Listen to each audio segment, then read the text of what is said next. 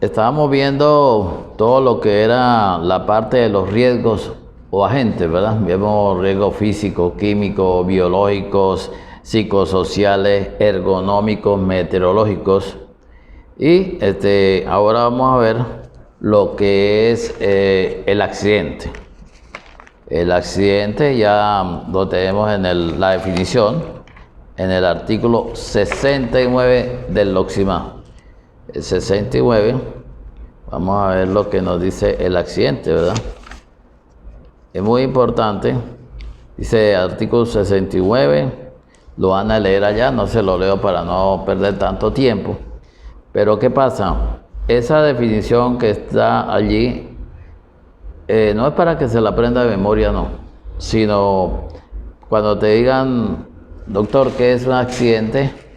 Entonces tú haces, digamos, esboza todo lo que está allí dentro de ese contenido, metiendo todo lo que se dice, las partes más importantes de la definición.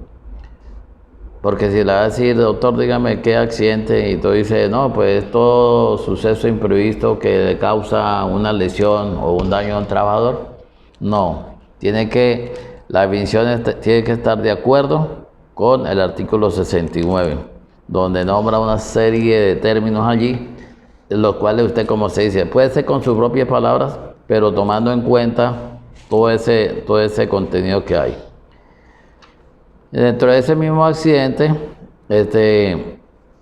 tenemos que allí la parte de lo que es la investigación de accidentes, vemos también la declaración de los accidentes de trabajo y enfermedades ocupacionales. Por ejemplo, el artículo 73 nos dice quiénes son los que deben declarar el accidente. Dice, el empleador o empleadora debe informar de la ocurrencia del accidente de trabajo de forma inmediata ante el Instituto Nacional de Prevención de Salud y Seguridad Laboral, del Comité de Seguridad y Salud Laboral y del sindicato. ¿Sí ve?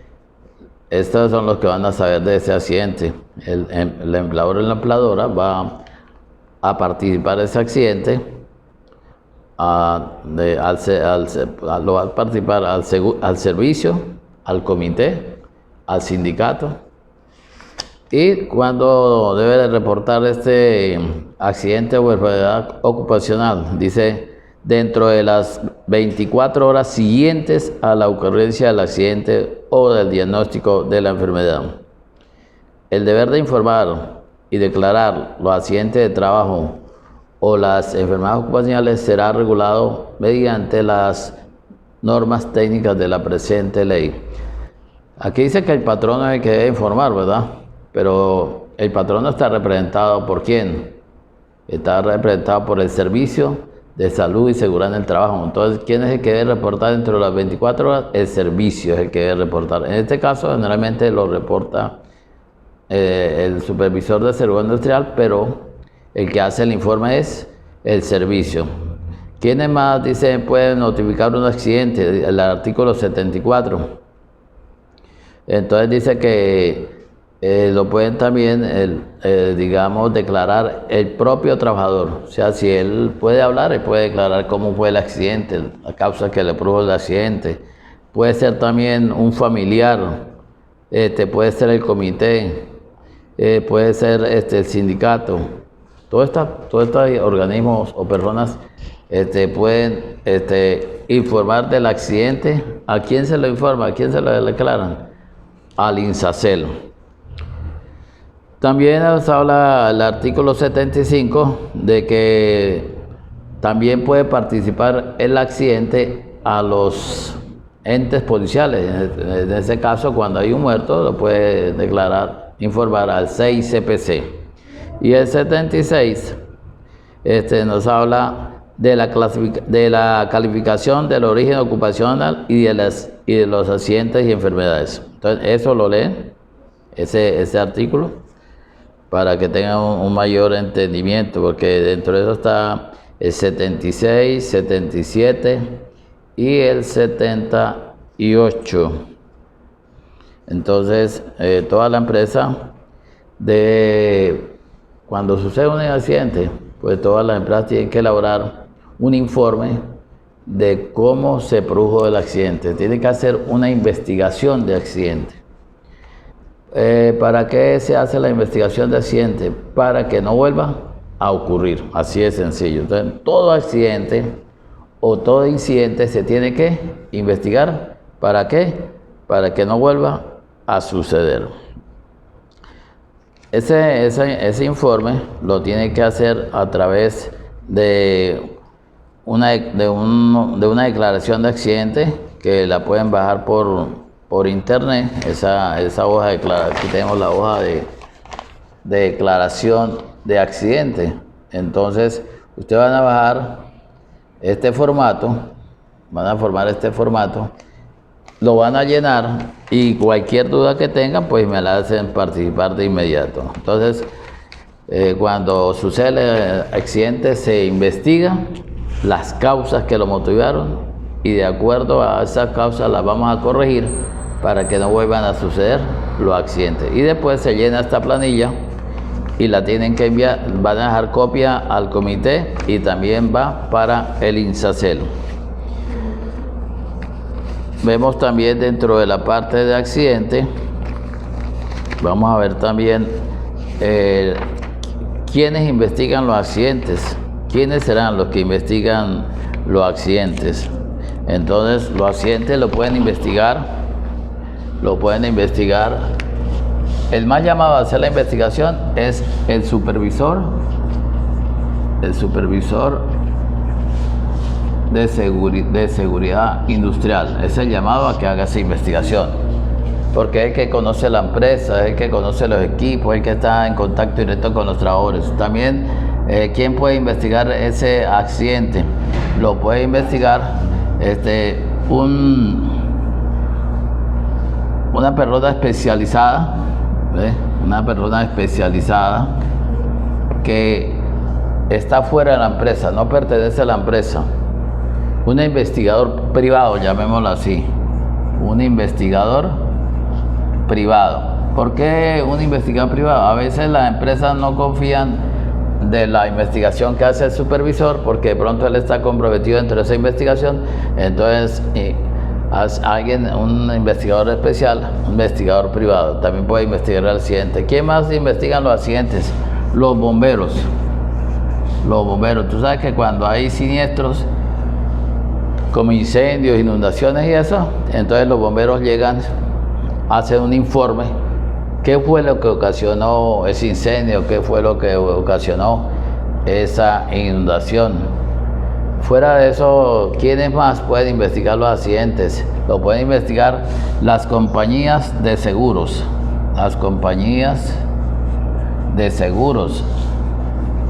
¿Por qué las compañías de seguros? Porque resulta que muchas empresas toman un seguro y estas empresas, la compañía de seguro cubre todo lo que le acontezca a los trabajadores o las trabajadoras, todos los accidentes y también enfermedades que ellos les padezcan, ¿verdad? Entonces, ¿qué pasa? Una compañía de seguro le informa, no, resulta que una de las camionetas de la compañía tuvo una colisión y el chofer murió. ¿Qué le toca hacer el seguro? Pagar todos los daños de la camioneta, de lo que ocasionó los otros daños, pagar la indemnización al obrero. ¿Qué hace? No, ella va a investigar ese accidente. ¿Por qué? ¿Por qué ese señor tuvo esa colisión? ¿Será que iba ebrio? ¿Será que iba bajo los efectos de sustancias estupefacientes? ¿Sería que violó una norma de tránsito? ¿Pasó una luz roja? Entonces, si allí en ese accidente hubo infracciones por parte del conductor, la compañía no va a pagar nada. Por eso es que la compañía averigua el accidente. Pero también cuando hay muertos, la policía técnica judicial, en este caso se llama ahora el 6CPC, sería el órgano encargado de averiguar cuando hay un accidente. Entonces, estos entes son los encargados de investigar un accidente. ¿Por qué se tienen que investigar los accidentes? para que no vuelvan a ocurrir. Esa es una de las cosas más importantes. Ahora, ¿cuáles son, cómo la seguridad industrial clasifica los accidentes de trabajo o las causas de los accidentes de trabajo? Entonces, las causas de los accidentes de trabajo, la seguridad industrial las define así: causas inmediatas, las causas inmediatas,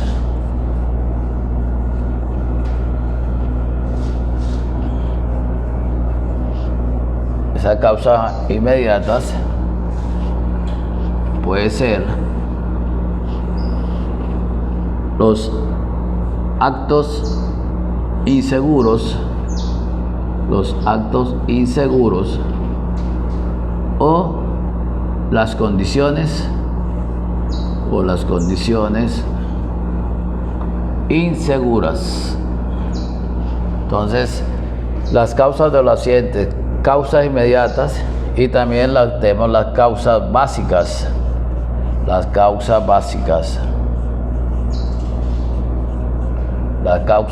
básicas.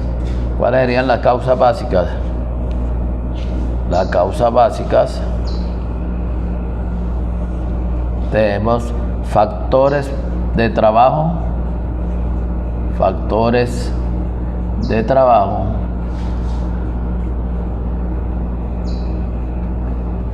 y factores personales.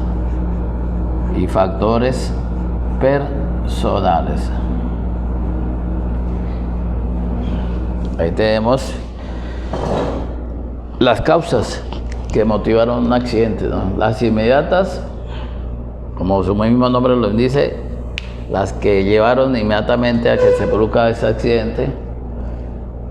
Generalmente todos los que sean actos inseguros, pues me va a producir accidente, ¿verdad? Porque usted recuerde que un acto inseguro es la violación de normas, y las condiciones inseguras igualmente, en la forma en que se encuentra trabajando allí ese obrero, en las condiciones, cómo están las condiciones de los equipos, cómo están las condiciones del local, cómo están las condiciones del piso, cómo está la infraestructura de lo que es allí, la edificación donde él trabaja, etcétera, etcétera, los ruidos que tiene presentes, la temperatura con que trabaja, todo que aquellas son condiciones inseguras.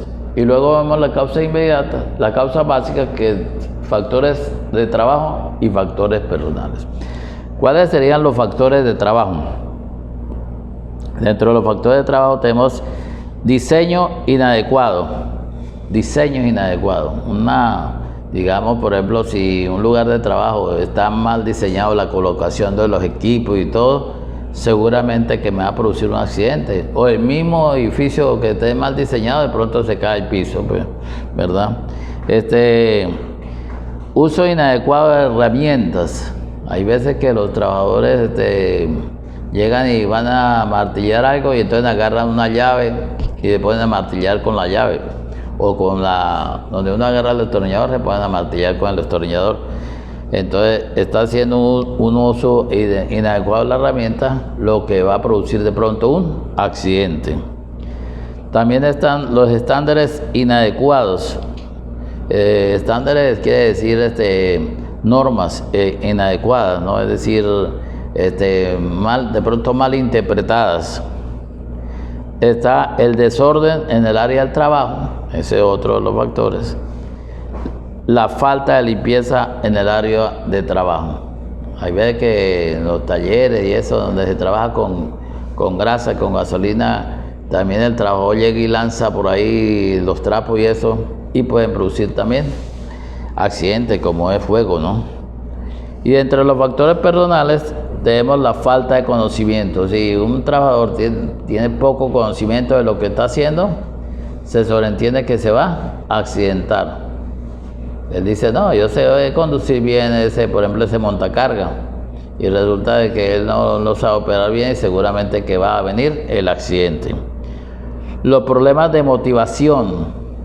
Un trabajador o trabajadora que no esté totalmente motivado, habita allí pensando quién sabe en qué, triste, etcétera, y va a ocurrirle un accidente. Incapacidad física o mental. La incapacidad o discapacidad física o mental, ¿verdad? Entonces, si le falta un brazo, está más propenso a tener un accidente. Si es, por ejemplo, esa discapacidad física o mental podría ser también si está bajo efecto de sustancias psicotrópicas o está bajo el efecto de alcohol. Todo eso traería accidentes, ¿verdad? El exceso de confianza.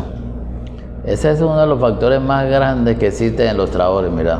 Y ahí es donde se produce, la gran mayoría de los accidentes de trabajo es el exceso de confianza, porque el trabajador llega y comienza a realizar una determinada actividad y, por ejemplo, no se coloca los equipos de protección.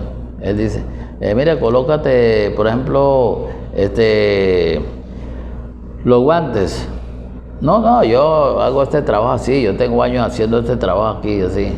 Se sube por ahí a hacer una actividad en la altura, mira, y el arnés, ¿qué pasó? No, yo nunca me caigo, yo tengo aquí rato a hacer eso, y así, porque ellos dicen, bueno, como ya llevo tantos años, ya para qué me voy a poner los guantes, te he visto a los soldadores que no se ponen la careta ni nada, así, un soldado así. Entonces, el exceso de confianza es un factor predominante para que existan los accidentes, y por eso el supervisor tiene que estar siempre pendiente de que los trabajadores a toda hora utilicen su equipo de protección personal, que lo utilicen de una forma también correcta, porque de lo contrario pues irán a haber accidentes. También podríamos hablar de otro factor personal, distraído, una persona que pone a hacer el trabajo y está totalmente distraído, la fatiga, el estrés, todo eso son factores personales que pueden ocasionar accidentes y que pertenecen a las causas básicas. Una comunicación indebida, inadecuada, ese es otro motivo de accidente de trabajo. Vamos a ver lo que son los tipos de accidente. Ya los tipos de accidentes los vimos ya vimos los tipos de accidentes, ¿no? Recuerden, golpeado contra, golpeado por, caída del mismo nivel, caída de diferente nivel, etcétera, etcétera, eso ya lo vimos. Esa parte ya lo vimos. También vamos a ver la parte de... Dice que investigar un accidente consiste en conocer todas las causas que originaron el accidente, a partir de una información aportada por el accidentado o por los testigos. Sí, el accidentado ya quedó allí en estado de coma, pues no puede informar del accidente, pero sí hay testigos que van a declarar, que sí van a decir cómo se produjo ese accidente, ¿verdad? Se debe investigar todos los accidentes y los incidentes para que no vuelvan a suceder. Dice que esta investigación se hace lo más pronto posible que apenas suceda el accidente. O sea, el que va a investigar el accidente tiene que hacerlo de inmediato, no es sucedió, por ejemplo, el viernes, dice, el lunes lo investigo. No, él tiene que hacerlo apenas sucedió el accidente, tiene que realizar esa investigación. ¿Y por qué? Porque puede ser que de aquí al viernes ya se han desaparecido ciertas situaciones que ocurrieron en el accidente, y entonces ya esa información que él recoge ya no es exacta. Puede ser que si lo hace a la semana o a los 8 días de su investigación de accidentes, los testigos que de pronto habían allí ya se les olvidó qué era lo que había pasado. Entonces hay que hacer la investigación inmediata, no lo puede llegar y dejar para postergarlo. No puedes postergar la investigación de accidente de trabajo. En esa investigación de trabajo, del accidente de trabajo, en esa investigación tiene que... Generalmente, ¿qué tiene que llevar el que va a investigar el trabajo? Tendrá que llevar una planilla, tiene que llevar un metro para hacer mediciones por aquí, por allá. Tendrá que llevar una cámara fotográfica para tomar todas las cosas que hubo allí en ese accidente de trabajo. Tendrá que también llevar fuera de la cinta de la metro, tendría que llevar fuera de la cámara también te queda un metro para hacer sus mediciones. ¿Qué más podría llevar? Todo lo que él vea que sea necesario para hacer esa investigación de ese accidente de trabajo. ¿Ok? Ahora, una investigación que se hizo hace años por una empresa francesa, la DuPont, una de las empresas más grandes del mundo que existe. La DuPont produce lo que es más que todo las partes químicas, y una de las especialidades de ellos es las pinturas, la pintura DuPont. La pintura DuPont es la más costosa que existe en el caso para la pintura de los vehículos, ¿verdad? Tú cuando llegas allí, no, vamos a echarle DuPont, estamos hablando de categoría. Entonces la DuPont hizo una investigación de por qué se producían los accidentes, por qué era que se dan los accidentes, y buscó gente especializada y averiguó en los 5 continentes. ¿Cómo ve esa investigación? En los 5 continentes hizo esa investigación. ¿Por qué se producían los accidentes? ¿Quiénes originaban los accidentes? Y imagínense el dinero que invirtió la DuPont para hacer esa investigación. Esa investigación duró un promedio de 10 años, duró esa investigación, 10 años. Ahora, ¿qué conclusión se sacó? La conclusión que se sacó era que el 96% de los accidentes,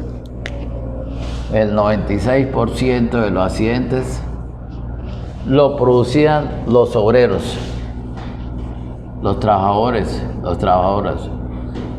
Imagínese usted, el 96% de todos los accidentes que suceden en una empresa, los causantes son los trabajadores, los obreros. O sea que, ¿qué es lo que tiene que tener en cuenta el Servicio de Salud y Seguridad del Trabajo? ¿A quién debe tener en cuenta para que no existan digamos accidentes o para que no existan enfermedades ocupacionales? A los obreros, a los trabajadores. No tienen que ponerse a ir a investigar otras cosas o a perder tiempo investigando otras cosas. A los obreros es lo que tienen que estar vigilando, supervisando.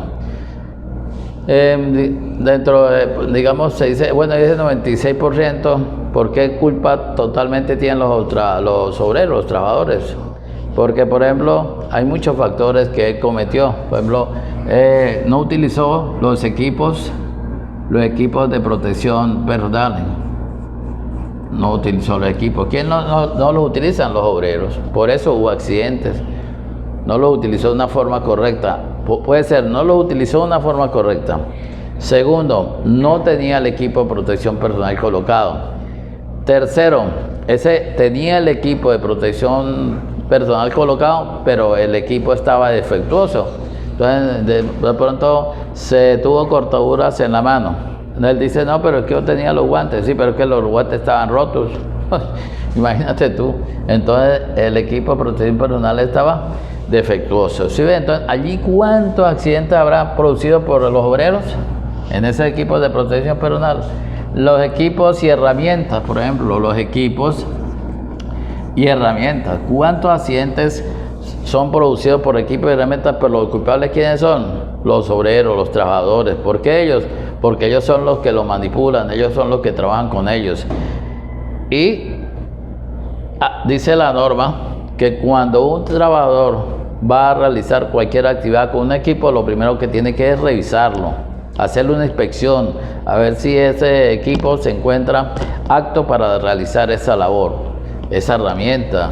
Entonces, no, el trabajador llega y agarra el equipo, lo prende, sin revisarlo, sin nada, sin saber cómo se encuentra ese equipo, esa herramienta, y ahí viene el accidente, imagínate tú.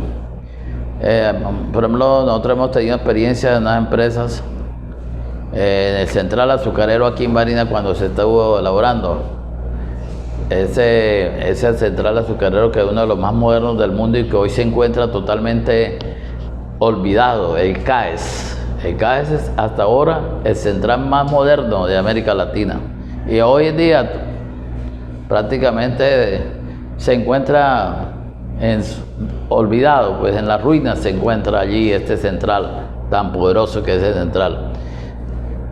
Allí hubo muchos accidentes de los trabajadores y trabajadoras. ¿Por qué? Porque violaban muchas normas. Por ejemplo, tuvimos un accidente de un trabajador que estaba haciendo un corte con una pulidora. Él llegó y agarró la pulidora, esas pulidoras van a 3600 revoluciones por segundo. Agarró la pulidora para hacer un corte, pero el disco estaba totalmente desgastado, ya estaba dando lo último.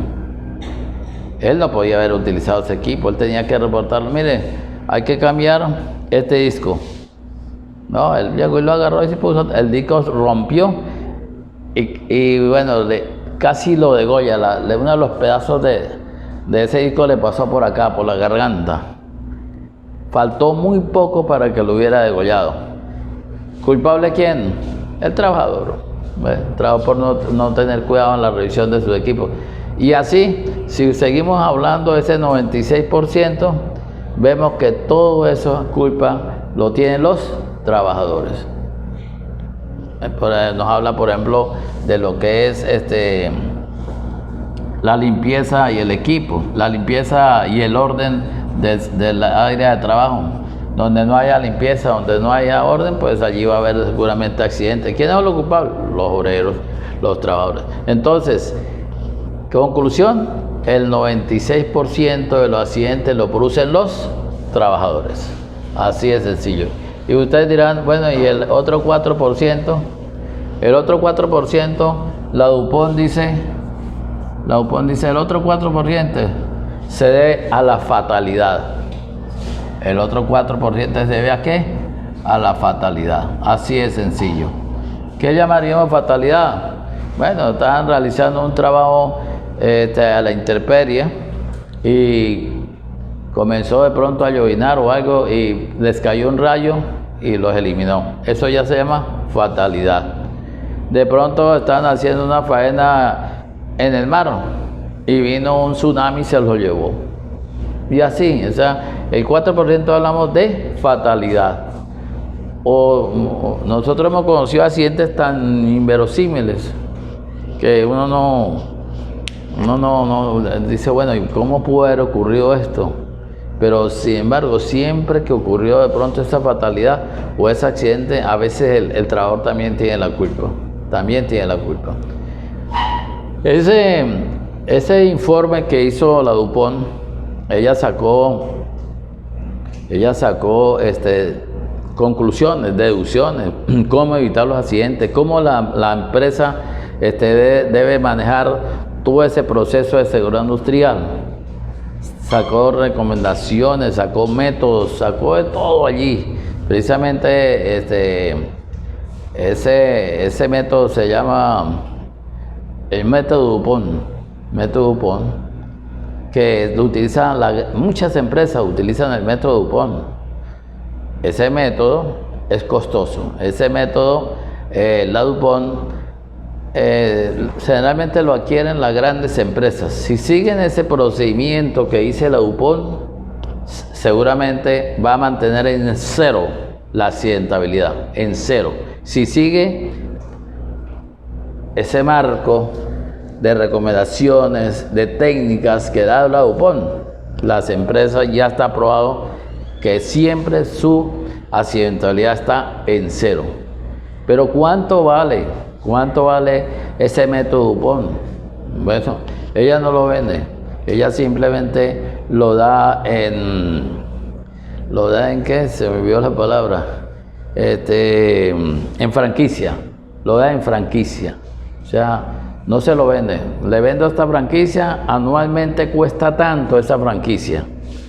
Y en ese año tiene derecho a que la DuPont le manda 2 y 3 conferencias anuales con los expertos que ya tiene la DuPont. Una franquicia, por ejemplo, aquí pues las grandes industrias generalmente tienen esa franquicia. Esa franquicia está por el orden más o menos de los $15,000, una franquicia DuPont. O sea, ya está recuperando ese capital que invirtió durante 10 años en los 5 continentes. Y es una franquicia que cuesta dinero. Yo recuerdo por allá por el 2002, PDVSA, cuando yo estaba en PDVSA Oriente, esa franquicia estaba en $15,000 en aquel entonces.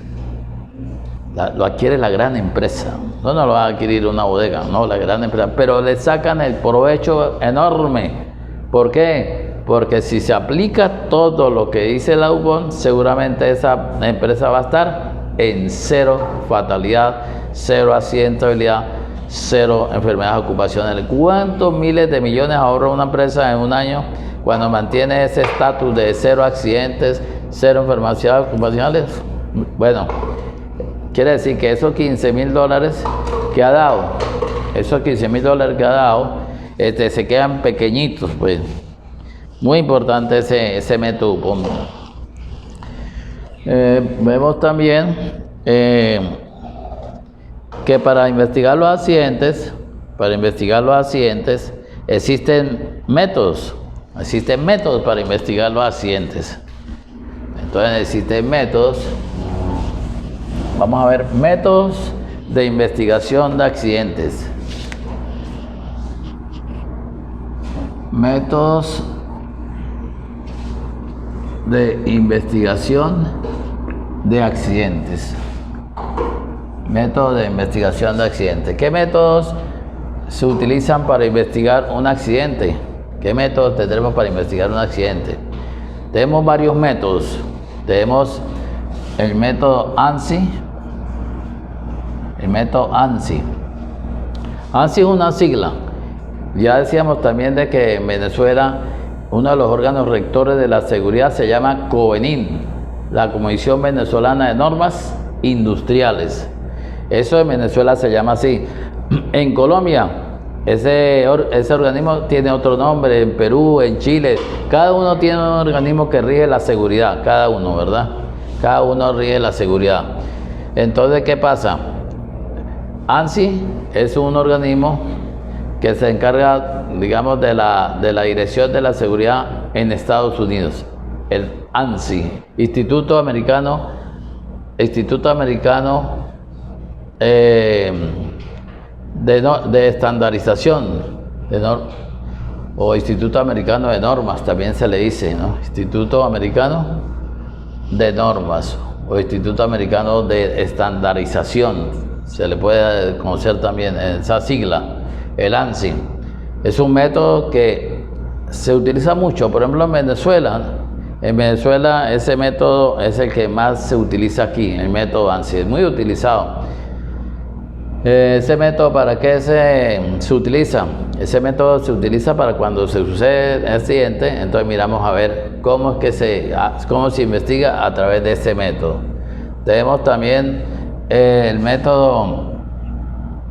tenemos otro método que se llama el árbol de fallos. El árbol de fallos. También tenemos otro método que se llama el árbol de causas. El árbol de causas. Tenemos otro método que se llama método de Ishikawa.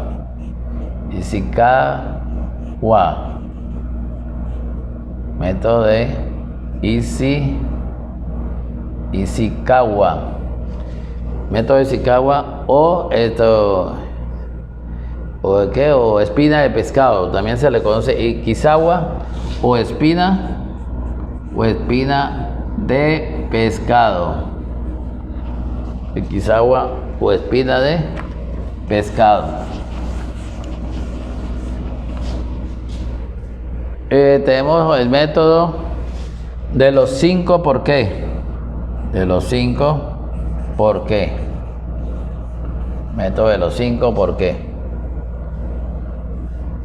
Generalmente, como te digo, en Venezuela, en la investigación de accidentes, muchas empresas utilizan el ANSI, otros utilizan el árbol de fallos, otros utilizan el Kisawa, pero casi generalmente aquí en Venezuela el más utilizado es el ANSI, el más utilizado. Entonces vamos a ver cómo se analiza un accidente por ANSI. Vamos a ver entonces cómo analizamos un accidente por ANSI. Primero que todo, vamos a ver que el método ANSI tiene 5 factores. El método ANSI tiene 5 factores para la investigación. Tiene agente, el agente, tiene la parte del agente,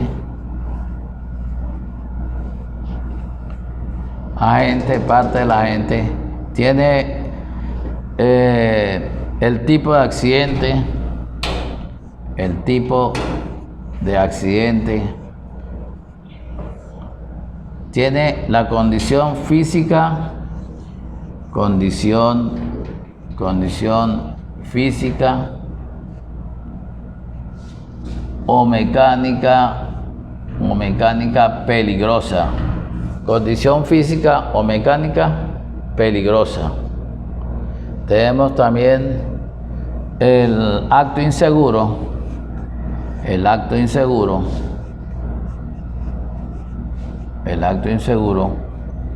Y tenemos la condición personal.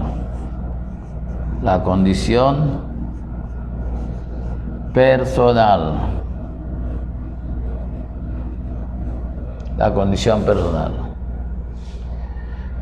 Esos son los factores que utiliza el método ANSI.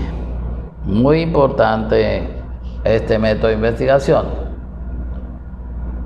para determinar cuáles fueron todo lo que produjo y lo que sucedió dentro de ese accidente y el por qué se sucedió ese accidente, ¿verdad? Ahora, ustedes tienen que aprenderse estos factores. ¿Por qué? Porque cuando se presenta una prueba, llegan y le dicen, por ejemplo, por favor, dígame los factores del método ANSI. Bueno, tienen que sabérselo, ¿verdad? O de pronto le dicen, vamos a hacer un pequeño ejercicio de un accidente y me lo analizan por ANSI. Listo, si usted no va a llevar la chuleta, como dicen por ahí, no, usted tiene que llegar y ya esto tenerlo allí memorizado. Vamos a hacer un ejercicio para entender esa parte. Un ejercicio, vamos a hacerlo para entender esa parte. Entonces dice el ejercicio, estaba un obrero pintando una pared. Wow. Para esto utilizaba una escalera que tenía los peldaños vencidos.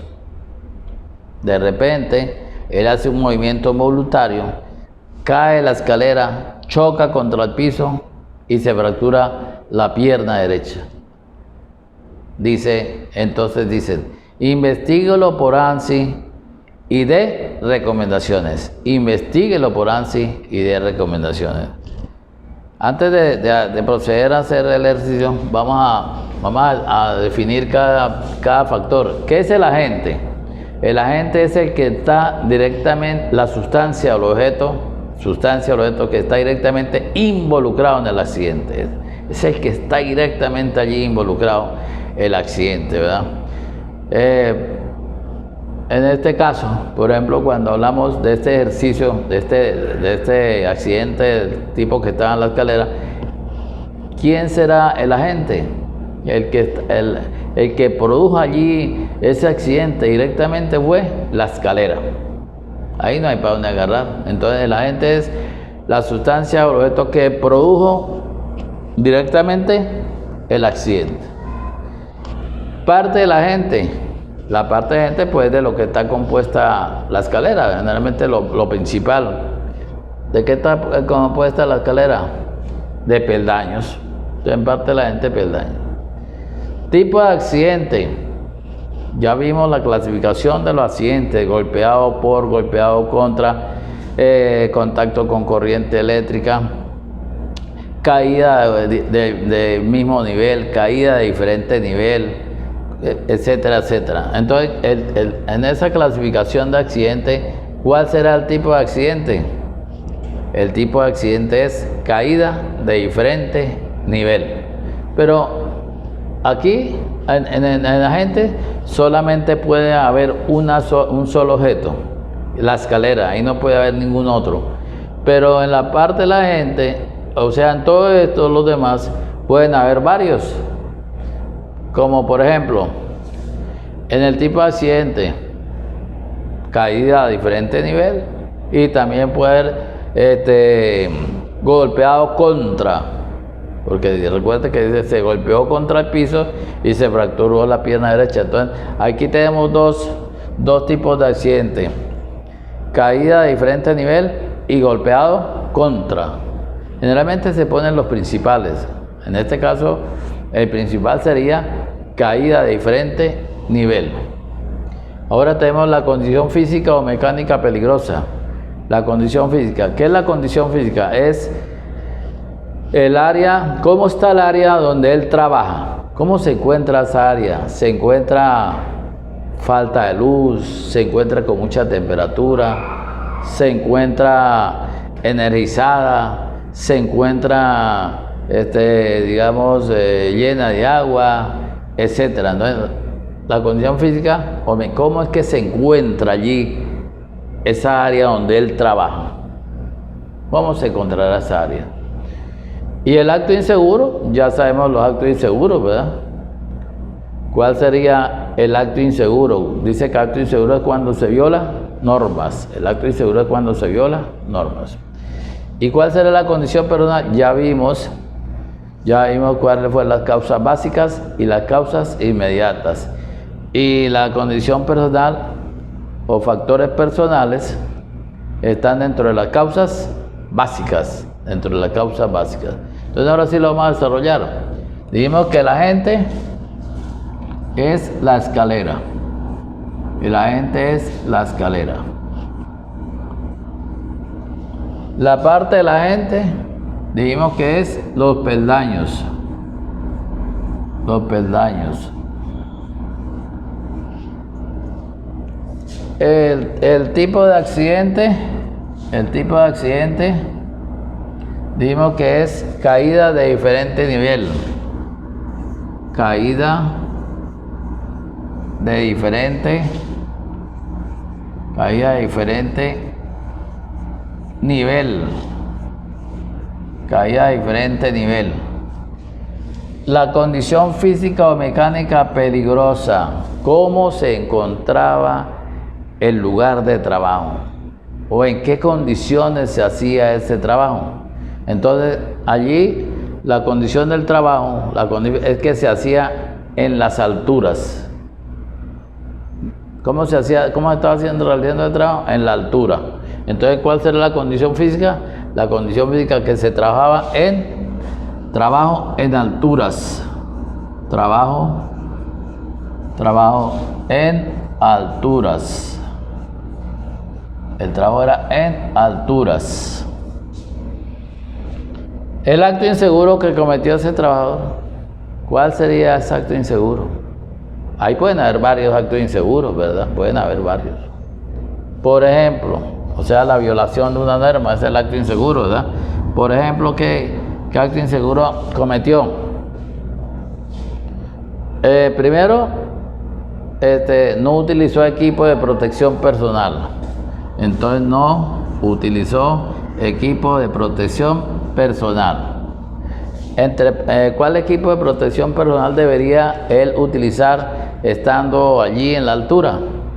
Él debería utilizar lo que se llama un arnés. Entonces, no utilizó equipo entre paréntesis, arnés.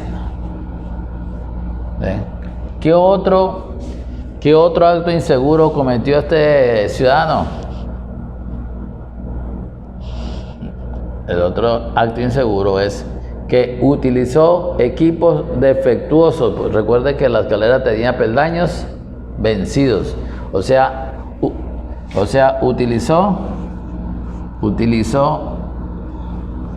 equipos defectuosos. Él no puede utilizar un equipo defectuoso porque está haciendo un acto inseguro. Utilizó equipos defectuosos. ¿Y cuál fue la condición personal? Recuerde que la condición personal lo vivimos en las causas básicas, ¿no? En las causas básicas vimos las condiciones personales, los factores personales, ¿no? Que vemos que puede ser una condición personal, que si distraído, que si exceso de confianza, que si tenía digamos desequilibrios mentales, si estaba bajo los efectos de la droga, del alcohol, etcétera, etcétera. Entonces, aquí la condición personal no lo puede deducir, porque si él, imagínense, no está utilizando arnés, utilizó una escalera que está defectuosa, quiere decir que él tenía mucha confianza en que estaba pintando esa pared. Él se sentía muy seguro. Yo siempre pinto esa pared así. Entonces, ¿cuál será la condición personal? Como yo le decía, que es más usado, el exceso de confianza. ¿Cómo la vieron? El exceso de confianza. El exceso de confianza. Ahí está. Por ANSI, ¿cómo se hace esa investigación de accidente? Ahora, pero me dicen, investíguelo por ANSI y dé recomendaciones. Ya hice la investigación. Ahora, ¿qué me falta? Dar recomendaciones. ¿Qué yo le recomendaría a ese trabajador? Bueno, yo le recomendaría, primero que todo, utilice equipos de protección personal. Utilice, porque son los que van, como se dice, a proteger tu vida. Utilice equipos de protección personal. Segundo, ¿qué más les recomiendo?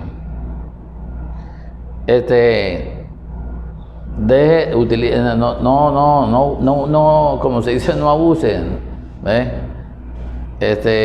Evite el exceso de confianza cuando usted vaya a realizar un trabajo. Entonces, evite el exceso de confianza cuando va a realizar un trabajo. ¿Qué más le diría usted a ese trabajador? Ya le digo que debe utilizar equipos de protección personal. Ya le digo que no voy a abusar del exceso de confianza. ¿Qué más le diría? Le diría también, para cuando usted vaya a realizar un trabajo, revise el equipo y no utilice equipos defectuosos. Eso sería a grandes rasgos lo que usted le diría al trabajador. Entonces, ya tenemos completo la investigación. Hicimos la investigación, luego le colocamos las recomendaciones. A ese, tú lo haces en una hoja. Esa hoja se la anexa a la que usted va a navegar por internet, a la hoja de investigación de accidentes, a la hoja de investigación de accidentes o de declaración de accidentes, ¿no? Entonces, aquí está la planilla de declaración de accidentes. Entonces, ¿qué pasa? Esa investigación la hace en una hoja aparte y se la pega a la declaración de accidente, va anexa a la declaración de accidente de trabajo. ¿Ok? Esta declaración de accidente que la hace el Servicio de Salud y Seguridad se la entrega ¿a quién? A los delegados. Se lo entrega a los delegados. Usted tiene que dejar una copia para ustedes, ¿no? Se lo entregan a los delegados. Los delegados se lo entregan a INSACEL y también se lo entregan al Ministerio del Trabajo. A esas dos instituciones le entregan la investigación de accidente. Es muy importante realizar una buena investigación del accidente de trabajo porque sobre esto se han presentado muchos problemas. De pronto el trabajador demanda ese accidente y entonces ¿qué pasa? Bueno, vamos a ver la investigación de accidente, pues. Esto ocurrió así, así, así, aquí está la planilla de investigación, aquí está esto, aquello. Pero si el que hizo esa investigación de accidente por el método ANSI se equivocó, vamos a suponer que en lugar de poner la gente escalera colocó la pintura, cónchale, ya por ahí los abogados del trabajador ya tienen cómo meterse a la empresa. O sea, por eso es que es importante realizar una buena investigación del accidente de trabajo.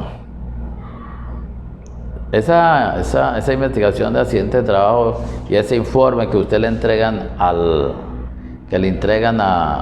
los delegados y que luego los delegados se lo llevan a INSACEL. INSACEL puede también, después de que le hayan enviado esa investigación, puede venir más a averiguar sobre ese accidente.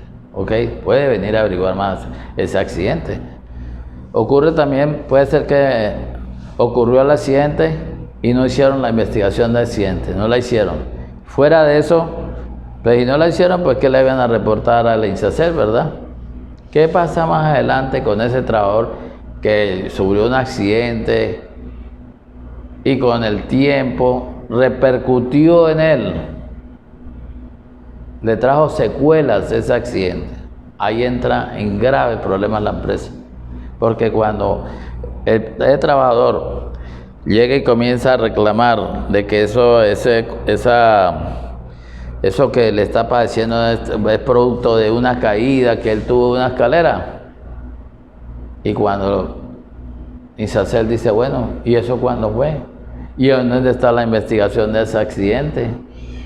Ahí la empresa y el servicio van a tener bastante problema, porque no se hizo el informe de ese accidente de trabajo y la empresa como consecuencia puede perder todo eso y indemnizarlo y jubilarlo de una vez. Imagínense usted lo que es las pérdidas que tendría esa empresa. O sea, INSACEL le dice, ¿no lo reportaste? Sí. Esas secuelas provienen de la escalera, esas secuelas son así, y por lo tanto yo considero que eso es una enfermedad ocupacional. Y la empresa tiene que indemnizar a ese trabajador y tiene que seguirles pagando salario hasta que se muera. Basta. ¿Sí ve cómo es de grave el no declarar un accidente? Vamos a ver, por ejemplo, el método de espina de pescado, el de Kizawa. A ver, el método Ikizawa.